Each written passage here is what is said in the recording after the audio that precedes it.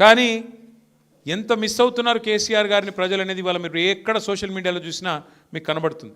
ఒక్కసారి కేసీఆర్ గారు కనబడితే ధైర్యం వస్తుంది, ఒక్కసారి కేసీఆర్ గారు మాట్లాడితే ధైర్యం వస్తుంది అనే పరిస్థితి.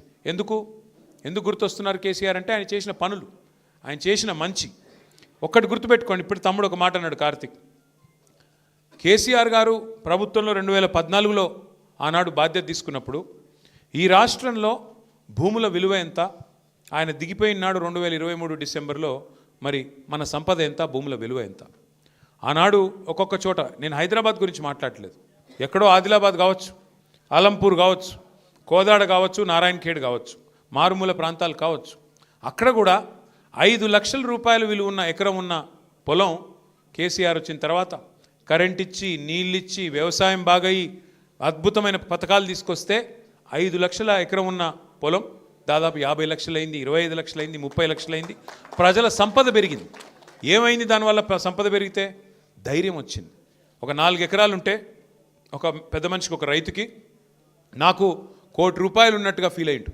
నాకేమన్నా అయితే నా కుటుంబం రోడ్డు మీద పడదు, నా కుటుంబానికి, నా భార్య పిల్లలకు డోకలేదు, మంచిగుంటారు వాళ్ళు. కొడుకు ఏదైనా వ్యాపారం పెట్టుకుంటే 1 ఎకరం అమ్మి పైసలు ఇస్తా, బిడ్డ పెళ్ళి అయితే 1 ఎకరం అమ్మి చేస్తా, ఈ ధైర్యం ఉండేది. సంపద పెరిగింది, ప్రజలది విశ్వాసం పెరిగింది, నమ్మకం పెరిగింది, ధీమా పెరిగింది. మరి ఈరోజు ఏమైంది? 2 ఏళ్లలో ఎట్లా ఉంది పరిస్థితి? నాకంటే బాగా మీకే తెలుసు. వాళ్ళ మార్కెట్లో డబ్బులు లేవు, ఎక్కడికక్కడ రాష్ట్రం మొత్తంలో ఈరోజు పరిస్థితి ఏంది? ఎక్కడికక్కడ రియల్ ఎస్టేట్ స్తంభించిపోయిన పరిస్థితి. ముఖ్యమంత్రి గారికి నేను ఇట్లా మాట్లాడితే ఇబ్బంది అనిపించవచ్చు, వాస్తవాలు చెప్తే వాళ్ళకి ఇబ్బంది అనిపించవచ్చు. ఎందుకంటే అలవిగాని హామీలు ఇచ్చి, అడ్డమైన అబద్ధాలు చెప్పి ఇవాళ ప్రజల్ని మోసం చేసి అధికారంలో కూర్చున్నారు. ప్రజలకి అరిచేతిలో వైకుంఠం చూపెట్టినారు. ఏమన్నారు? కేసీఆర్ గారు ₹1,00,000 ఇస్తున్నారు కదా, ఆడపిల్లలు పెళ్లి చేసుకుంటే నేను దాని మీదకెళ్ళి తులం బంగారం ఇస్తా అన్నాడు. ఇచ్చిండా మరి బంగారం? నేను ఆ రోజే చెప్పిన, ఇది బంగారం ఇచ్చే బ్యాచ్ కాదు, పుస్తలతాడు ఎత్తుకపోయే బ్యాచ్ అని చెప్పిన. మనోళ్ళు హైదరాబాద్ వాళ్ళు విన్నారు, ఊర్లల్లో ఆగమైంది. ఏమైంది ఆఖరికి? ఈరోజు నిజంగానే ఎక్కడికక్కడ తాకట్టు పెట్టి, ఆస్తులు తాకట్టు పెట్టి, పేపర్లు పెట్టి అప్పులు తెచ్చుకునే పరిస్థితి, బంగారం ఏమైనా ఉంటే కుదబెట్టే పరిస్థితి. ఇలా మళ్ళొకసారి ఆ పరిస్థితి వచ్చింది. రేవంత్ రెడ్డి గారు కాకపోతే నిజాయితీ గల్లోడు, ఆయన చాలా నిజాయితీ గల్ల మోసగాడు. ఆయన నిజం చెప్పిండు, వెనకటి రోజులు మళ్ళా తెస్తా అని చెప్పిండు, నిజంగానే తెచ్చిండు.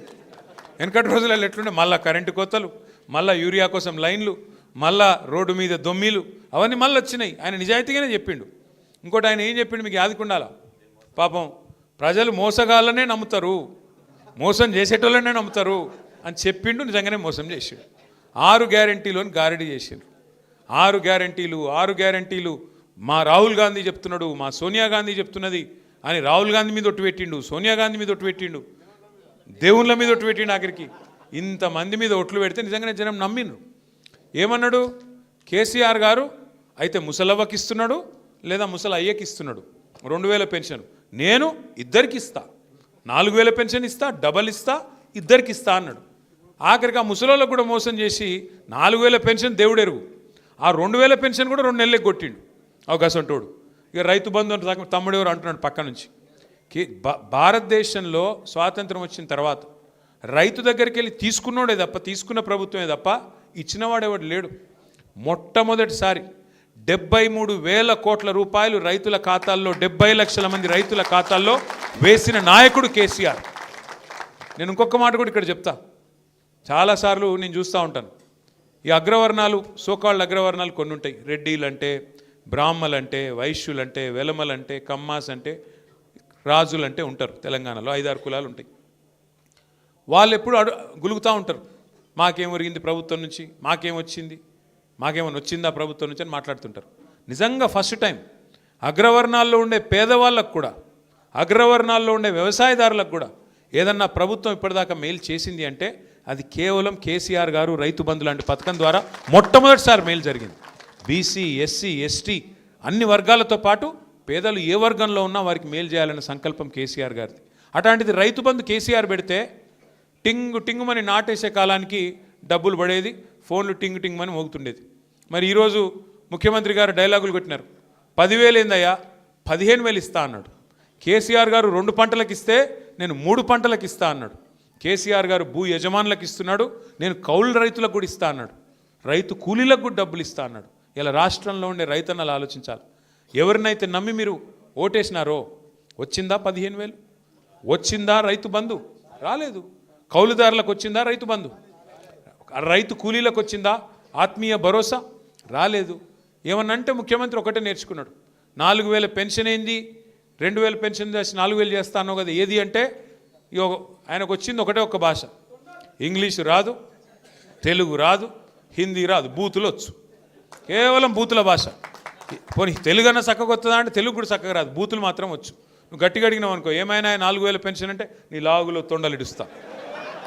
2,500 ఏదయ్యా బాబు నువ్వు చెప్తివి కదా అంటే నీ గుడ్లు వీకి గోటీలాడతా.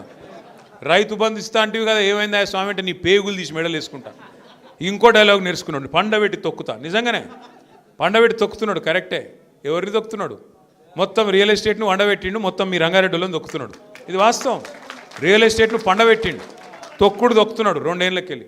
ఆ తొక్కుట్లో ఊరూరా ఉండే పిల్లగాళ్ళు రంగారెడ్డిలో. రియల్ ఎస్టేట్ అంటే ఒక భూ యజమానులే కాదు కదా, కొనుక్కుంటోళ్ళు అమ్ముకుంటోళ్ళే కాదు కదా, దాని చుట్టూ ఆధారపడ్డ వ్యవస్థ ఉంటుంది. ప్రతి ఊర్లో పిల్లలు ఎంతమంది కొనుక్కున్నారు, ఫార్చునర్లు ఎంతమంది కొనుక్కున్నారు, కార్లు. రియల్ ఎస్టేట్ బాగున్నప్పుడు యాదికి లేదా మనకు? ఏ ఊరికోతే ఆ ఊరికి, అజీజ్ నగరు, మొయినాబాదు, ఆ దేవుని ఎర్రవెల్లి, ఏడికోతే చేవెళ్ళ మొత్తంలో ఏడికి పోయినా ఒక్కొక్క ఊర్లే ఎన్ని కార్లు కొన్నారు? ఉన్నాయా? ఎప్పుడు పీకినాయన్ని? వాడు ఫైనాన్స్ వాడు గుంజుకపోయిండా. ఎందుకంటున్నా అంటే ఈ పరిస్థితి వచ్చింది. మళ్ళీ ఈఎంఐ కట్టకపోతే వాడు గుంజుకపోయే పరిస్థితి వచ్చింది. ఎందుకు అంటే ఒక మనిషి ధైర్యంగా ఉంటే, సంపద పెరిగితే ఆయన కుటుంబం మొత్తం ధైర్యంగా ఉంటుంది, ఆయన ఊరు ధైర్యంగా ఉంటుంది, ఆయన వ్యవస్థ మొత్తం ధైర్యంగా ఉంటుంది, ఆయన మీద ఆధారపడ్డ వాళ్ళు ధైర్యంగా ఉంటారు. ఇలా మన కళ్ళ ముంగట్నే మీ ఆస్తి హారతి కర్పూరంలోకి కరిగిపోతుందంటే దానికి సన్నాసి ప్రభుత్వమే కారణం. అయితలేదు వీళ్ళతో నడుపుడు. అయితే ఒక్కటి మాత్రం మంచిగా నేర్చుకున్నాడు. ఏమైందా రేవంత్ రెడ్డి గారు, మరి 6 గ్యారెంటీలు అమలు చేస్తలేవు ఏం సంగతి అంటే, మొదలేమో ఎకిల్ నవ్వులు నవ్వి నేను లంకె బిందెలు ఉంటాయి అనుకొని వచ్చినా, ఇక్కడ లంకె బిందెలు లేవు అంట. ఇప్పుడు కొత్తది నేర్చుకున్నాడు ఒకటి. ఏంటిది? కేసీఆర్ అప్పులపాలు చేసిపోయినాడు, అందుకే నేను చేయలేకపోతున్నా. ఒక్కసారి దయచేసి మనసు పెట్టి వినండి, ప్రతి ఒక్కరికి చెప్పండి. నేను చెప్తున్న మాట కాదు ఇది. భారత ప్రభుత్వం, కేంద్ర ప్రభుత్వం ఇట్లనే పార్లమెంటులో, ఎందుకంటే ఈయన ఇన్నిసార్లు చెప్తున్నాడు కదా రేవంత్ రెడ్డి గారు అప్పులపాలు అయిపోయింది రాష్ట్రం, అప్పులపాలు అయిపోయిందని చెప్తున్నాడు కదా, నిజమేనేమో అని చెప్పి ఒక బీజేపీ ఎంపీ కేంద్ర ప్రభుత్వాన్ని పార్లమెంట్లో ప్రశ్న అడిగిండు. అసలు తెలంగాణ రాష్ట్రంలో కేసీఆర్ చేసిన అప్పెంత తెలుసండి? ఎందుకంటే డిప్యూటీ సీఎం ఏమో బట్టి విక్రమార్కనేమో 6 లక్షల కోట్లు అంటుండు, ముఖ్యమంత్రి రేవంత్ రెడ్డి ఏమో 8 లక్షల కోట్లు అంటుండు, జూపల్లి కృష్ణారావు 7 లక్షల కోట్లు అంటుండు. వీళ్ళకే శృతి లేదు మంత్రులకు. అసలు విషయం ఏంది చెప్పండి అని ఒక బీజేపీ ఎంపీ కేంద్ర ప్రభుత్వాన్ని అడిగితే, కేంద్ర ప్రభుత్వం రిజర్వ్ బ్యాంక్ని అడిగింది, కంట్రోలర్ అండ్ ఆడిటర్ జనరల్ని అడిగింది, కాగ్ని అడిగి మొత్తం లెక్కలు తీయమంటే వాళ్ళు మొత్తం హిసాబ్ కితాబ్ చేసి పార్లమెంట్లో సమాధానం చెప్పారు. ఏమని చెప్పిండ్రు? కేసీఆర్ పదవి బాధ్యత తీసుకున్న నాడు జూన్ 2, 2014 ఆ రోజు రాష్ట్రం నెత్తి మీద ఉన్న అప్పు 72,000 కోట్లు. కేసీఆర్ దిగిపోయిన నాడు రాష్ట్రం నెత్తి మీద ఉన్న అప్పు 3,50,000 కోట్లు. అంటే విరాసత్గా వచ్చిన 72,000 కోట్లు తీసేస్తే మరి కేసీఆర్ చేసిన అప్పు ఎంత? 2,80,000 కోట్లు. 352 మైనస్ 72 చేస్తే 2,80,000 కోట్లు. అవును, అప్పు చేసిండు కేసీఆర్. 2,80,000 కోట్లు అప్పు చేసిండు. మరి ఏం చేసిండు? 2,80,000 కోట్లు అప్పు చేసి 73,000 కోట్ల రూపాయలు రైతుల ఖాతాల్లో వేసిండా వేయలేదా? జిల్లాకు ఒక మెడికల్ కాలేజ్, నర్సింగ్ కాలేజ్ పెట్టిండా పెట్టలేదా? 1,022 గురుకుల పాఠశాలలు పెట్టిండా లేదా? కరెంటును బాగు చేసేందుకు 50,000 కోట్లు ఖర్చు పెట్టి కరెంటును బాగా చేయలేదా? అట్లాగే 40,000 కోట్లు ఖర్చు పెట్టి ఇంటింటికి తాగునీరు ఇయ్యలేదా? మరి ఇన్ని పనులు చేసిండు కేసీఆర్ గారు. 1,00,000 డబుల్ బెడ్రూమ్ ఇల్లు కట్టిండు హైదరాబాద్లో. ఇవన్నీ మన కళ్ళ ముంగట కనబడతలేవు. ఇప్పుడు కొల్లూరు ఓంగ, అహ్మద్గూడ ఓంగ, మొత్తం చుట్టూ తిరగంగా 1,00,000 డబుల్ బెడ్రూమ్ ఇల్లు మీ కళ్ళకు కనబడుతున్నాయి. మరి కేసీఆర్ ఏం చేసిండు అంటే 200 పెన్షన్ 2,000 చేసిండు, 200 పెన్షన్ను 2,000 చేసిండు. 15 లక్షల మంది ఆడపిల్లలకు 1,00,000 రూపాయలు ఇచ్చి పెళ్లి చేసిండు. 15 లక్షల మంది ఆడపిల్లలకు కేసీఆర్ కిట్ ఇచ్చిండు. ఆడపిల్ల పుడితే 13,000 ఇచ్చిండు, మగపిల్లగాడు పుడితే 12,000 ఇచ్చిండు. నువ్వేం చేసినావో చెప్పు జరా. 2 ఏళ్ళే కదా నువ్వు వచ్చి. ఒక్క ఇటుక పెట్టినావు ఎక్కడన్నా? ఒక్క పొక్క తవ్వినావు ఎక్కడన్నా? ఒక్క మనిషికి సాయం చేసినావా? ఒక్క కొత్త పని పథకం మొదలు పెట్టినావా? ఒక్క ఇందిరమ్మ ఇండ్లు అంటాడు. హైదరాబాద్లో ఒక ఇందిరమ్మ ఇల్లు కట్టినావా? చూపెడతావా ఎక్కడన్నా? 2 ఏళ్ళు సరిపోలేదా మరి? అందుకే నేను అంటున్నా, బండ్లగూడలో బండ్లగూడలో ఏమన్నా కట్టిండా అని అడుగుతుంది అక్క. అక్క ఆయన కట్టేటోడు కాదక్క, కూలగొట్టేటోడు ఆయన. ఆయన కూలగొట్టేటోడు. హైడ్రా హైడ్రా హైడ్రా అని చెప్పి గరీబోళ్ళ ఇళ్ళ మీద పడి కూలగొడతాడు. మరి అదే పట్నం మహేందర్ రెడ్డి బిల్డింగ్ కనబడతలేదా కొత్తవాళ్ళగూడ చెరువు మధ్యలో? ఆ చెరువులో మధ్యలో కట్టింది ఆ గెస్ట్ హౌస్ హిమాయత్ సాగర్లో. మరి దాని ఎందుకు కూలగొడతలేడు? గరీబోళ్ళదేమో అల్కగా దొరుకుతారట, హైడ్రా బీడ్రా అని వచ్చి కొడతారు. మరి ఆయనది కనబడది. ఇప్పుడు హిమాయత్ సాగర్ చెరువు దగ్గర కోదంప కేవీపీ రామచంద్రరావు లేదాడా, వివేక్ వెంకటస్వామిది లేదు మంత్రిది. మరి ఈ పెద్ద పెద్ద సిపాయిలదేమో కనబడతలేవా మీకు? అంటే గరీబోడేమో పొంగులేటి శ్రీనివాసరెడ్డి లేదా? నేను అదే అంటున్నా. మరి గరీబోళ్ళేమో అల్కకు దొరుకుతురు నీకు. పెద్ద పెద్ద మూసీకి అడ్డం కడుతున్నాడు నార్సింగిలా, మూసీకి అడ్డం కడుతున్నాడు ఒక ఆయన పెద్ద బిల్డింగు. ఏంద్రా అంటే 50 కోట్లు ఇచ్చిండట లంచం, చూసుకోపో అని చెప్పి ఆయన చేసుకుంటారు. ఒక గట్లు ఉన్నది కథ ఇల్లది. ఇక మీ ఎమ్మెల్యే ఉన్నాడు, ఇక అంటే బాగుండదు. ఇప్పుడు మరి లేడీస్ చాలామంది ఉన్నారు. ఇప్పుడు నాకు తెలిసి 2 లింగాలు ఉంటాయి, అయితే మగోళ్ళు లేకపోతే ఆడోళ్ళు. ఇవాళ ఈ 10 మంది పరిస్థితి ఏంటంటే వాళ్ళు ఎక్కడున్నారో వాళ్ళకి తెలియదు, వాళ్ళు ఏ లింగమో వాళ్ళకే తెలియదు. నువ్వు కాంగ్రెసా బీఆర్ఎస్ చెప్పురా భయ్ అంటే ఆడనేమో కాంగ్రెస్ అట నియోజకవర్గంలో, స్పీకర్ కాడికి రాగానే బీఆర్ఎస్ అట. నేను అడుగుతున్నాను, నువ్వు నిజంగా బీఆర్ఎస్ అయితే మరి ప్రేమ్ గౌడ్ ఇక్కడ జాయిన్ అవుతావు, నువ్వే ఆడు. నువ్వు బీఆర్ఎస్ అయితే ఇక్కడ ఉండాలా లేదా? నువ్వు మరి ఏడున్నావు? ఈ బతుకు అవసరమా? 4 సార్లు గెలుపుతుంది, 40 సార్లు గెలుపుతుంది. అందుకే అంటారు పెద్దలు చెప్తారు, నందేయి పందేయి 100 ఏళ్ళు బతికింది దానికంటే నందేయి 4 ఏళ్ళు బతికింది అని ఏమాట. పంది లెక్క 100 ఏళ్ళు బతికిన దానికంటే నంది లెక్క 4 ఏళ్ళు బతికినా చాలు. ఇప్పుడు జీవితం అంతా అందరం చస్తాం ఏదో ఒక రోజు. బతికిన 4 ఖదర్తో బతకాలి. చచ్చిపోతే కూడా మంచోడు చచ్చిపోయిండ్రా అనాలి. చచ్చిపోతే ఈ బద్మాష్ గడు చచ్చిపోయినా ఏం అనుకుంటే కష్టం. గట్లుండాలి. కానీ నేను అడుగుతున్నా, ఇదేంది నాకు అర్థం కాదు. ఏం అభివృద్ధి ఆశించిపోయినావు నువ్వు? రేవంత్ రెడ్డి రాజేంద్రనగర్లో ఏం చేసిండు? మెట్రో రైలు. మేము గచ్చిబౌలి నుంచి శంషాబాద్కు మెట్రో రైలు మంజూరు చేయడమే కాదు, టెండర్ కంప్లీట్ చేసినాం, పైసలు మొత్తం పోగు చేసినాం, టెండర్ పూర్తయింది. L&T అనే కంపెనీ ఏదైతే మెట్రో కట్టిందో వాళ్ళకే వర్క్ వచ్చింది. సరిగ్గా ఈ పాటికి 2 ఏళ్లలోనే పని పూర్తయి ఈ పాటికి చుక్ రైలును ఉరుకుతున్నాయి మీ కాడికి. ఎందుకంటే మీ దగ్గర ల్యాండ్ అక్విజిషన్ లేదు, భూసేకరణ లేదు. మంచిగా ORR పక్కెంబడినే తీసినాం తొవ్వ కూడా, అందులోకెళ్ళే పెడితే అయ్యిపోతుండే. ఈ పాటికి 18 నెలలు ఒడిచిపోతుండే, ఈ పాటికి మీకు రైలు కనబడుతుండే. ఈ రైలు రేవంత్ రెడ్డి ఎంత మూర్ఖుడు అంటే ఆయనకు తెలియదే అర్థం కాదు, చెప్తే ఈనాడు. ఆయనకు నేను చెప్పిన అసెంబ్లీలో కూడా, అయ్యా నీకు అర్థం కావట్లేదు ముఖ్యమంత్రి గారు, అది ఎయిర్పోర్ట్కు రైలు అంటే ఎయిర్పోర్ట్కు పోయేటోడు ఎక్కడరా అయ్యా?